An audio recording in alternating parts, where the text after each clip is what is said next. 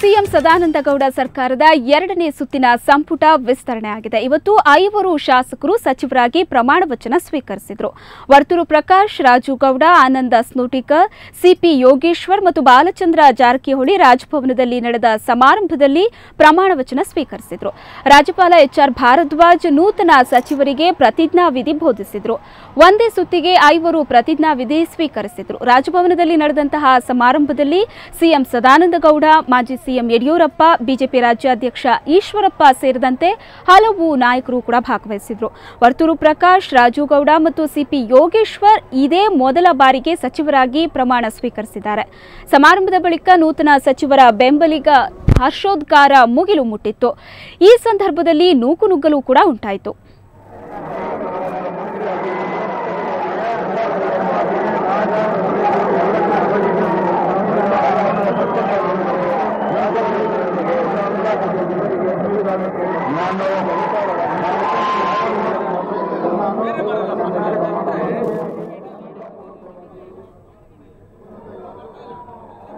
ತುಂಬ ಖುಷಿ ಆಗ್ತದೆ.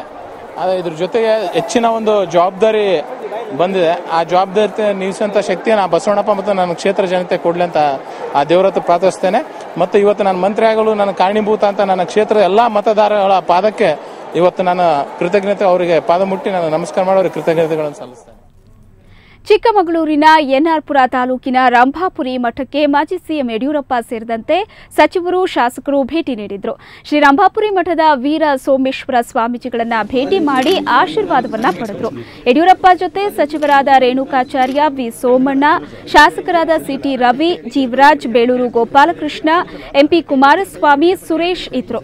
ಮಾಜಿ ಸಿಎಂ ಯಡಿಯೂರಪ್ಪ ಸ್ವಾಮೀಜಿಗಳ ಆಶೀರ್ವಾದ ಪಡೆದು ವಾಪಸ್ ಬರುವಾಗ ಶೃಂಗೇರಿ ಕ್ಷೇತ್ರದ ಶಾಸಕ ಡಿಎನ್ ಜೀವರಾಜ್ ಅವರಿಗೆ ಸಚಿವ ಸ್ಥಾನ ನೀಡುವಂತೆ ಒತ್ತಾಯಿಸಿ ಕಾರ್ಯಕರ್ತರು ಯಡಿಯೂರಪ್ಪನವರ ಕಾರಿಗೆ ಮುತ್ತಿಗೆ ಹಾಕಿ ಪ್ರತಿಭಟನೆ ನಡೆಸಿದರು. ಜೀವರಾಜ್ಗೆ ಸಚಿವ ಸ್ಥಾನ ನೀಡಬೇಕು ಅಂತ ಘೋಷಣೆ ಕೂಗಿದ್ರು.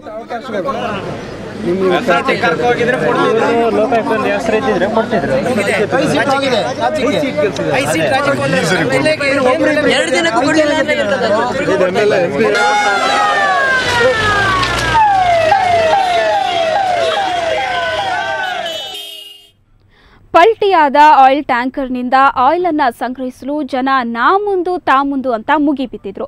ಅದು ಪೊಲೀಸರ ಮುಂದೆನೆ ಕದ್ದೊಯ್ದ ಘಟನೆ ದಾವಣಗೆರೆಯ ಕೊಗ್ಗನೂರು ಬಳಿ ನಡೆದಿದೆ. ಮಾಹಿತಿ ಹಬ್ಬತಾ ಇದ್ದಂತೆ ಸುತ್ತಮುತ್ತಲಿನ ಗ್ರಾಮಸ್ಥರು ಕೈಗೆ ಸಿಕ್ಕ ಪಾತ್ರೆ, ಕ್ಯಾನ್, ಬಿಂದಿಗೆ, ವಾಟರ್ ಬಾಟಲ್ಗಳನ್ನು ತಂದು ಆಯಿಲ್ ಅನ್ನ ತುಂಬಿಕೊಂಡು ಹೋದ್ರು.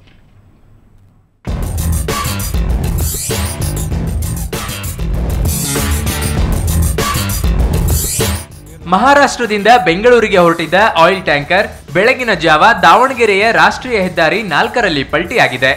ಕೊಗ್ಗನೂರು ಬಳಿ ಟ್ಯಾಂಕರ್ ಪಲ್ಟಿಯಾದ ಮಾಹಿತಿ ತಿಳಿದ ಕೂಡಲೇ ಸುತ್ತಲಿನ ಗ್ರಾಮಸ್ಥರು, ವಾಹನ ಸವಾರರು, ಪ್ರಯಾಣಿಕರು ಸೇರಿದಂತೆ ಸುರಿದು ಹೋಗುತ್ತಿದ್ದ ಎಂಜಿನ್ ಆಯಿಲ್ ಅನ್ನು ತುಂಬಿಕೊಳ್ಳಲಾರಂಭಿಸಿದ್ದಾರೆ.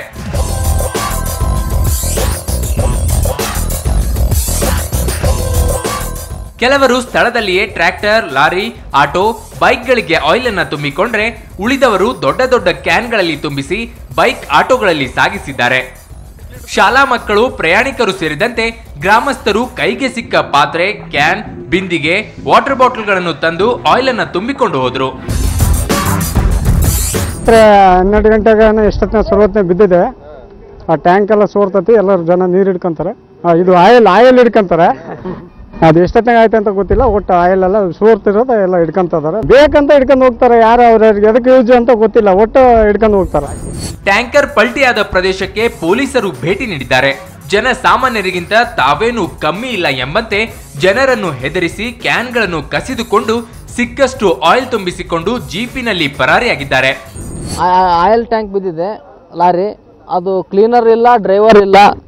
ಹಾಗಾಗಿ ಇಲ್ಲಿ ಸುತ್ತಮುತ್ತ ಹಳ್ಳಿ ಗ್ರಾಮಸ್ಥರೆಲ್ಲ, ಸಾರ್ವಜನಿಕರು, ಗ್ರಾಮಸ್ಥರು ಎಲ್ಲ ಅದನ್ನ ಆಯಿಲ್ನ ತಗೊಂಡು ಹೋಗ್ತಾ ಇದ್ದಾರೆ. ಅದು ಏನಕ್ಕೆ ಬಳಸ್ಬೇಕು ಅಂತ ಗೊತ್ತಿಲ್ಲ ಅವರಿಗೆ. ಅದು ಒಯ್ದಿದ್ದಾರೆ ಒಟ್ಟು ಎಲ್ಲರೂ. ಆಯಿಲ್ ಚೆಲ್ಲಿದೆ ಅಂತ ಹೇಳ್ತಿದ್ರೆ ನಾವು ಬೈಕ್ ತೊಗೊಂಡ್ಬಂದ್ವಿ, ಕ್ಯಾನ್ ತೊಗೊಂಡ್ಬಂದ್ವಿ. ಎಲ್ಲ ಥರ ಚೆಲ್ಲೋಗಿತ್ತು. ಬೆಳಗ್ಗೆ ಸುಮಾರು 4-5 ಗಂಟೆ ಸುಮಾರು ಗಾಡಿ ಬಿದ್ದೋಗಿದೆ. ಎಲ್ಲ ತುಂಬ್ಕೊಂಡು ಹೋಗ್ತಿದ್ರು. ನಾನು ಬಂದು ಕಲ್ಲೆಲ್ಲ ಸೈಡಿಗೆ ಸೇರಿಸಿ ಬಾಟ್ಲಿ ಕೊಯ್ದು ಬಾಟ್ಲಿಂದ ತುಂಬಿ ಕ್ಯಾನ್ ತುಂಬಿಕೊಂಡು ಹೋಗ್ತಾ ಇದೆ. ಪಲ್ಟಿ ಹೊಡೆದ ಲಾರಿಯಲ್ಲಿದ್ದ ಸುಮಾರು 3500 ಲೀಟರ್ ಇಂಜಿನ್ ಆಯಿಲ್ನಲ್ಲಿ ಅರ್ಧ ಟ್ಯಾಂಕ್ ಸೋರಿ ಹೋಗಿತ್ತು. ಉಳಿದರ್ಧ ಟ್ಯಾಂಕ್ ಅನ್ನು ಸಾರ್ವಜನಿಕರೇ ಟ್ಯಾಂಕ್ ಮುಚ್ಚಳ ತೆಗೆದು ಖಾಲಿ ಮಾಡಿದ್ದಾರೆ. ಅಂದಾಜು 15 ಲಕ್ಷ ರೂಪಾಯಿಗೂ ಅಧಿಕ ಹಾನಿ ಸಂಭವಿಸಿರಬಹುದೆಂದು ಮಾಹಿತಿ ತಿಳಿದು ಬಂದಿದೆ.